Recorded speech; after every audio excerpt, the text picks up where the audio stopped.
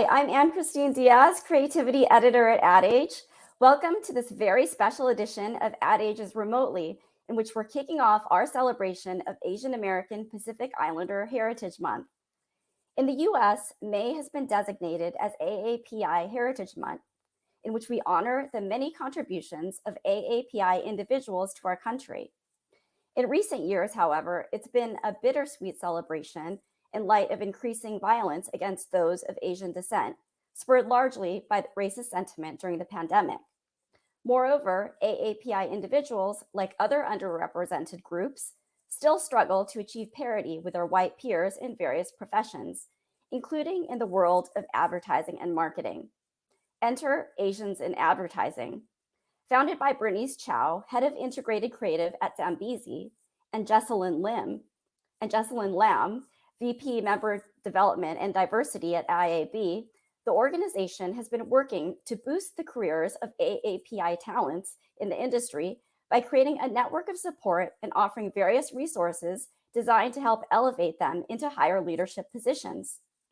Today, Chao and AIA board member Suzie Bao, Group Account Director at Quigley Simpson, join Ad Age remotely to discuss the hurdles AAPI ad and marketing talents face, strategies to help overcome them, as well as the organization's upcoming summit, Breaking Barriers, geared toward helping AAPI execs take control of their careers. Before we start, I just wanted to remind our audience, please tell us who you are, where you're watching from, and put questions in the comments, and hopefully we'll be able to give you a shout out and get to some of those questions. Welcome, guys. Thank you so much for joining us. Thank you for having us here today. So since this is AAPI Heritage Month, I wanted to actually start by hearing a little bit about your own backgrounds, as AAPI talents, where are your parents from, where were you born? I guess I'll kick it off with myself. My parents are from the Philippines, Filipino immigrants. I was born in Los Angeles. And then, that's my story. What about you guys? Where were you born? Where are your parents from? So my dad's from China and my mom is from Taiwan. My dad grew up in Taiwan, so culturally more Taiwanese. And I was born in the Bay Area, so Silicon Valley. And then now I'm in Los Angeles, Silicon Beach. And I am actually Chinese, Taiwanese, and a little bit of Filipino as well. Oh, cool. What about you, Suzie? I was born in Vietnam to a Vietnamese dad and a Chinese mom, but I was raised Chinese. So I came here in the U.S. when I was 3 years old, and I speak a little bit of Cantonese, and I regret not staying with it. I tell everyone I speak really great dim sum, so come join me for lunch, and I'll take care of you. I can't wait. And you're based in LA as well, right? I am based in LA. Okay, so we're all neighbors. Well, great. Again, great to have you here. And I'm glad we get to dig into Asians in advertising. So give us a history of your organization. What exactly is it? Why did you start it? And how does it differ from great organizations like 3AF, for example? Absolutely. I can get started about kind of the origins of it. So 5 years ago, I was working at David and Goliath out in Los Angeles, and it was the first time I worked with a handful of Asians. And I got really excited. I wanted to create a community. I saw so many great communities pop up within advertising for, the African-American community, the Hispanic community. And I was like, where is the Asian one? And so I started seeing, I think, with the rise of AAPI hate, a little bit more within the industry of trying to showcase those that are AAPI descent. And that really kind of encouraged me to be like, where else is there any more of this? And so I was looking for different organizations, different communities, and I just kind of saw that there was not that many out there, or it wasn't really talking to the community aspect of it. My own career as a creative, I worked with, very few diversity, and especially females too, as well, right? And so I saw myself, primarily, I would say the department was maybe 10% minorities, and then half of that would be females. And I've never worked for a woman of color.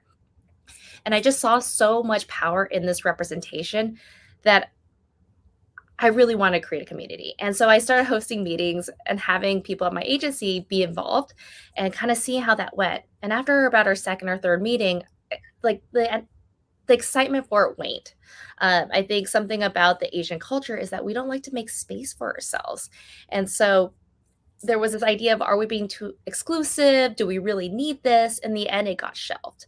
And so kind of the rise of the pandemic, I was like, let's bring this up. I met Jessalyn Lamb virtually through an Ascend webinar. And I was just so impressed by her passion for the AAPI community. She was on the board of the Ad Club of Newark. She's on the board of 3EF. She's been on the board of Ad Color, like pretty much everything. And she's like, I just really want to make a change. And so me not knowing her, but just not knowing how involved she was, I asked her to be my co-founder. We created the website on a Saturday. We launched it on a Sunday with just one networking event, hoping maybe 20 people would care. And about 600 people signed up. And so we knew right away that we had something that the community really needed. And since then, we've just kind of been growing really steadily. We have about 2,800 people in our network now, and we actually get a lot of people joining from other countries as well.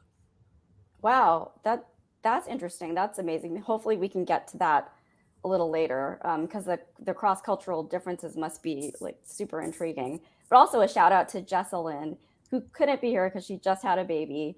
And she was a former Ad Age college blogger, I think. So yeah, it's awesome that to see her grow in that fashion. So both of you, when you were coming up in your own careers, how do you think you would have benefited from a group like Asians in Advertising? Bernice, you chatted a little bit about that, but what about you, Suzie? What are your thoughts about mentorship as you were coming up? Gosh, I really wish I had AIA when I was starting out my career. It felt most of the time I was navigating the waters solo. I did find a few people that helped me along the way, but none were Asian women. And rarely was there anyone, a woman of color, that helped me along the way. So, the help I get or the advice I get would be, speak up more in meetings. And that's generally the case for most Asians. We tend not to speak up. But no one told me how. No one gave me the platform. No one teed me up, and no one set me up for success to speak up in meetings. It wasn't until I figured it out later in my career how to do that on my own, that, I was able to speak up and, be louder and bring my voice to the table. But oftentimes when I started doing that, I would get, oh, why are you being so defensive? Or, you're complaining too much. So with Asian in Advertising, the support and then the mentorship we're going to give is, okay, how do you speak up? Have someone in a meeting say, oh yeah, Suzie, you had a great idea when we were talking the other day. What was that again? So you need that help that no one else can give, and no one can understand your cultural barrier. And that's what AIA will do. Well, that's really interesting. So to hear about, how to navigate those waters, for stepping your toe into speaking up. Can you think of, what's for those, the younger generation out there who are experiencing this, what's one tip that you can give them in terms of, first putting your voice out there if you're not inclined to do that? I would say what you have to say doesn't have to be perfect. I think culturally we're always taught that we do not need to say anything unless it's really well thought out. And I think in advertising, it's all about, joining into the conversation, brainstorming, just kind of saying things off the cusp. And so there's times in my junior year, like junior places in my career, where I'm in a big board meeting, high visibility, and I just didn't feel like I had a fully baked idea to contribute. And so I just stayed really quiet. And if you do that in a room, they just think you don't have any ideas. Mm-hmm. Whereas instead, culturally, you're taught about saving face, and all these things of not embarrassing yourself. So you're just totally nervous about jumping into the kind of the fray of it. So what Suzie mentioned about like being like, hey, Suzie had something really great to say, or building off Suzie's idea, these are great ways to like hand it over to your team. Yeah, I definitely concur with what Bernice said. It's so important. We're in advertising. We're not in finance. We're not attorneys. We're not talking about the law. We're here about ideas. And there's, if you have a glimmer of an idea, speak up. If it's a bad idea, speak up. And, hopefully someone else in the room will say, you've got something there. Let's build on it. What about this? Someone else will make that an even better idea. And that's what advertising is all about. It's about ideas, and everyone has them. So don't worry about, oh my gosh, they're not going to like what I have to say, or it's going to sound stupid. It's not a good idea. You're going to inspire someone else's idea. And that's how it works. That's great advice too for leaders in the room who are looking to nurture, talents who, don't feel like they have a voice.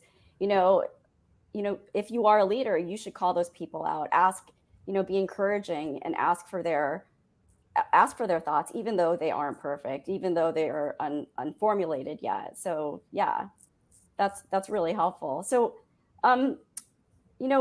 you talk about saving face, Bernice. Like, what are the other common themes and issues that have come up amongst the AIA community that you think are issues that you're trying to help them with, or what are the main themes that you're trying to bring out there with the community? Well, Tell us a little bit more. Yeah, I mean, two that we hear a lot about is like changing faces. This idea of when you show up at work, you kind of have to hide a little bit of your identity, so you're trying to blend in with your coworkers who are maybe brought up in America with just an American culture. This actually happens to me a lot, where I go into a room and they're talking about maybe movies from the 80s. And kind of, even though I'm American born here, I kind of crossed two cultures. So I didn't get a full dive into like music culture, pop culture. So there's a lot of times I'm in the room, and that banter that happens in between conversations or pre-meetings, I kind of have to nod along, like I understand, like, oh, that football reference, or where this band is from. And I feel like I don't really quite fit in. I had a friend, she's so great. She was telling me how she would write down the conversations in the room, and it was like idea, movie quote, idea, movie quote, movie quote. And she was like, what I did, I went and studied movie quotes, because she wasn't brought up that way. And that kind of leads into my second thing, which is imposter syndrome. Because you don't feel like you fit in the room, you feel like you don't belong in that room.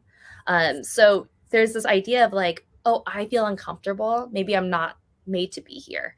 And so one of the things that Asians in Advertising does is really try to demystify these feelings by saying other C-suite Asians feel the exact same way. They feel like they have to put on a different face and kind of just like figure out, navigate the waters with this cultural difference. And that's totally normal. And the hope is, with Asians in Advertising, we help as many people ascend to that C-suite position so they don't have to feel as uncomfortable, right? We really want to open the doors for diverse voices by creating, like, we know how it feels to be different. Suzie, do you have any thoughts on that? Other themes that you think are important to touch on? Yeah, the self-promoting is, we're so terrible at self-promotion because we're taught to be humble. We're taught not to brag, don't be in the spotlight, don't draw attention to yourselves. Please, everyone.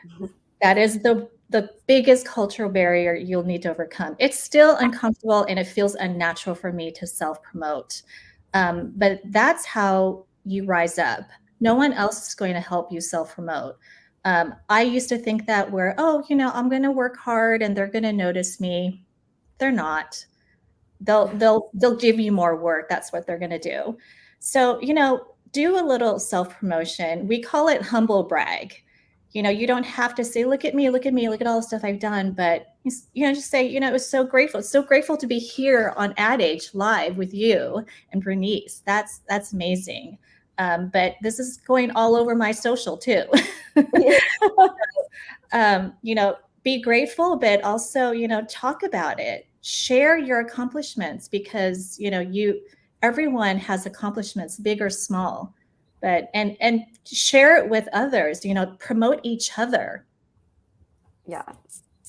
In terms of promoting, the conversation has kind of gone toward this place where we feel uncomfortable being who we are. But, I guess like in recently, just talking among my own colleagues, there's it's super cool to be, Asian American, because there's so much of in the culture that's being embraced right now. There's been a lot of just really dark news, but there's so much amazing stuff too, like in culture. So can you talk a little bit, from your own personal experiences or from the experiences of your members where it was just, pretty amazing to be AAPI, like where it, helped you in the room or on a job, because I'd love to highlight some of those moments as well. Can you think of, that kind of came out of nowhere, but No, I definitely agree with, both parts of what you said. First, there is basically been a racial reckoning, right? It's like, I think so many of us, we kind of are just born in a world where we're like, our parents told us to assimilate really hard. And so we never really like embraced the Asian identity and brought it to the workplace. We're just like, oh, this is who I am.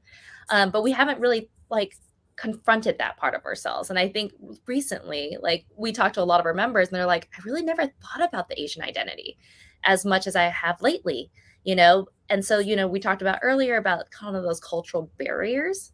And that's one thing that we do talk about Asians in advertising, kind of that there's that American saying of the squeaky wheel gets the grease. In the Chinese, we say the loudest duck gets shot. And so that just shows you how fundamentally we show up in the workplace so much different because we think we're going to talk up and get laid off, get yelled at, get punished. So that just shows you, what we talked about earlier about speaking up in meetings is so important. So I think kind of coming to terms with that Asian side of you has helped people process those things. Like, what are those things that I need to unlearn or kind of work on based on just how I was being brought up? Secondly, I think with all these emergence of employee resource groups, there have been a lot more script checking. There was times where, they would write an Asian person into the script and it was like, see Asian women at boba shop.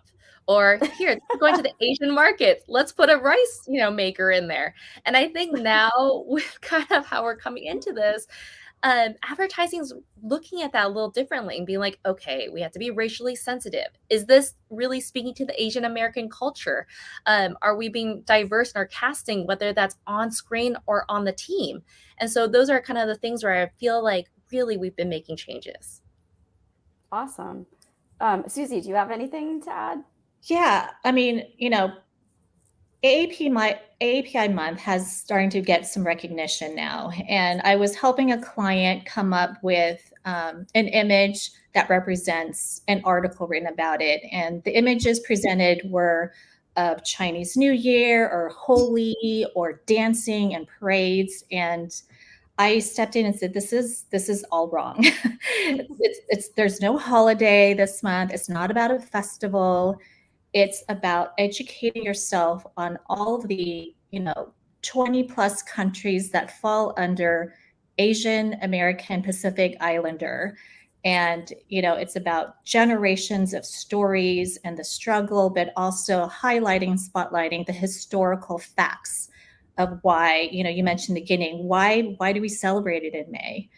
And so the image changed to something more appropriate. So it's great to just, you have to do it in not a preachy way, but these clients appreciate, well, thanks for kind of setting us straight. They were going to literally put some festival parade image. Like, nope, we don't do a parade this month. Well, I'm glad you were there to catch that. Yeah. So we have some shout outs to the audience. We have Francesca from the UK, Dave from Michigan, Dennis from New York, Keith, Steve, Anna, Susanna, and Arturo. Hey guys, thank you so much for joining us.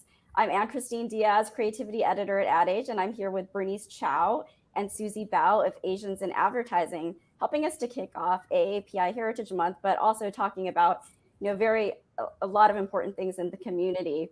So my next question, so there are numerous underrepresented groups in the industry. And there's so many, everyone has their concerns. So how do you balance being allies to others while also getting your voices heard? Is that a concern for you guys at Asians in Advertising? No, I mean, it was in my last agency, it was an ally, a Black woman, my boss, and I shout out Donna Bellamy. She was probably the epitome of an ally. She encouraged me, and I was going through a rough time that year. And, with the pandemic, with, all the hate crimes against Asians. On top of that, personally, I had, my parents had recently passed away. So I was feeling a little bit lost amongst my own community. And she encouraged me to, participate in an ERG. And, surprisingly enough, Asian advertising had just started.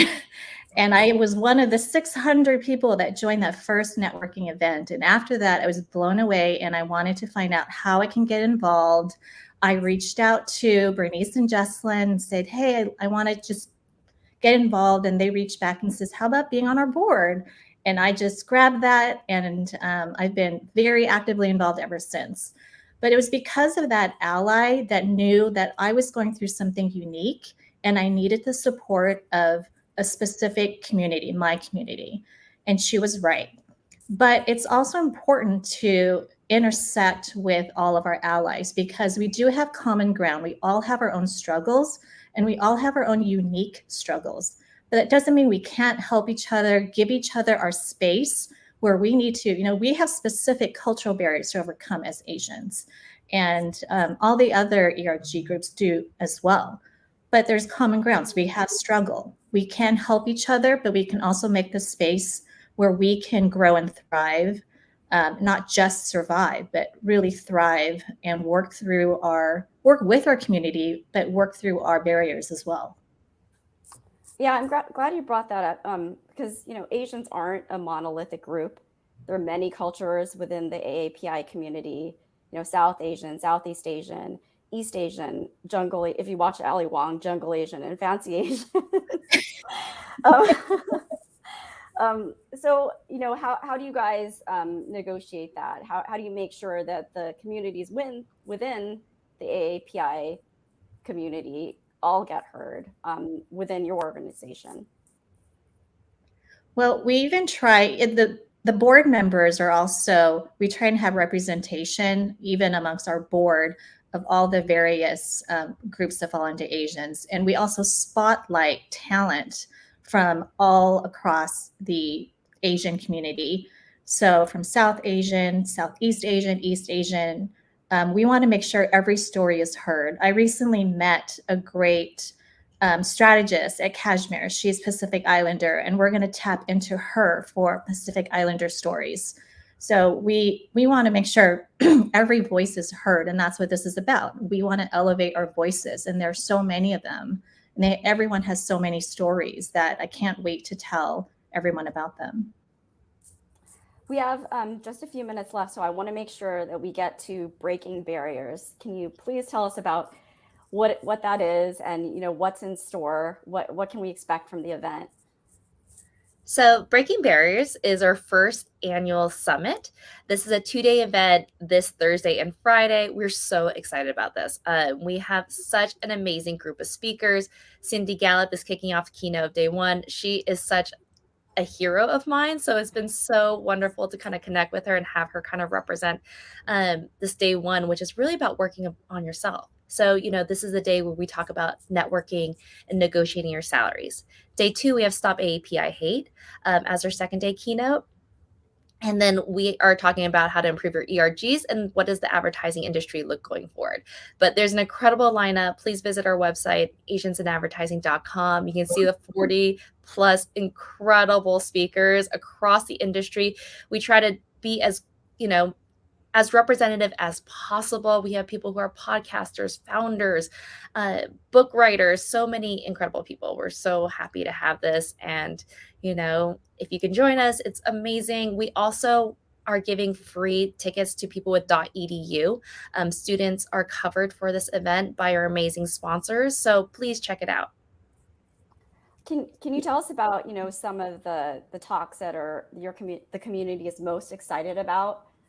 Like, I know in the past you discussed branding, and you guys brought it up, like other things that we should make sure to look out for. So everything in our schedule is from things we've heard. Like this is Huh. just from we had about 16 events last year or first year off the bat, and these are the most common questions that we've had. Like personal branding, what does that mean? When Suzie talked about like humble bragging, what does that mean? How do I do it? And for all our events, we try to make sure it ladders to 3 pillars of Asians in advertising, and that's community. Second one is spotlighting talent. So that's, who we're featuring, making sure there's people's voices that you haven't heard from previously that aren't overexposed. And third is really closing that skill gap. So instead of just being like, yeah, talk up more, do it. It's like, okay, here are ways you can talk up more. Here are ways you can shout at other people. We want you to be taking notes the entire time and making sure you can apply it tomorrow. We don't want to just give you like high pie in the sky information. We want to give you tangible working advice. Cool. Suzie, is there one talk that you're particularly excited about? Like if you were just starting out, which one would you make sure to check into? Oh gosh, we crafted it so day one is about working on yourself and day 2 is about working with others. So it depends on what you're going through right now. I'm personally moderating the conversation on difficult conversations, and that's one where I think a lot of Asians have a tough time with. We shut down. We don't like confrontation, but there's so many topics that will be useful tools and skills that you'll learn. We had a bunch of pre-speaker calls, and I'm just so excited on so many levels. We've got day 1 networking, and day 2, sponsored by Yahoo. Day 2 networking sponsored by Publicis. So we've got some big agency names, big brands involved. They want to support and they want to hire from this community, which is amazing. So, we just are looking forward to every speaker, every sponsor, every topic is going to be so relevant. I don't think I can pick one. Yeah. Also, on our day 2, we have a conversation with the 3EF, which is an amazing organization out there. And we're partnering together for the next gen mentorship program. And this is something we've been constantly asked for from our community. So we're really excited to partner with them. There's going to be about 50 open slots that we're pairing. So we're looking for mentors and mentees. So I definitely want to, shout that out and say signups are now available. Cool. And is it asiansinadvertising.com where Yes. we can get this information? Yes. It's under the resources section. You can already sign up. We're going to be pairing for a 6-month mentorship program. I am actually really still good friends with my mentee, and she's actually speaking on our panel as well. So her name is Josephine, and I just say mentoring is so important, that representation, that nurture, that I understand where you're coming from, that struggle, even what's okay, what's not okay. I think, everyone out there, I would say be a mentor or mentee, definitely. Awesome. So for some parting words before we say goodbye, one important piece of advice from each of you to, a mentee out there, or the world of mentees. Bernice, you go first. So many things to say. You're enough. It's not just you, right? I think those are things where it's like, we as Asians, we internalize a lot of times, feedback, and we don't share with other people like our struggles. And so, because we're taught to not do that. So definitely reach out there. There's a community out there that wants to talk to you, want to help you. Don't feel nervous about reaching out to people. And with that, I say, feel free to reach out to me. You can find me on LinkedIn. I'm definitely down to take a virtual coffee and have a talk with you. Awesome. And Suzie? Well, I'll leave everyone this advice, and many who know me I've said this before, but everyone needs a mentor or mentors, a coach, and a sponsor. So find your mentor. That person, gives you advice, someone you can talk to, help you out through some problems. A coach is, think of it as a personal trainer, someone you pay to train yourself on how to be better at whatever it is your career, that you're doing.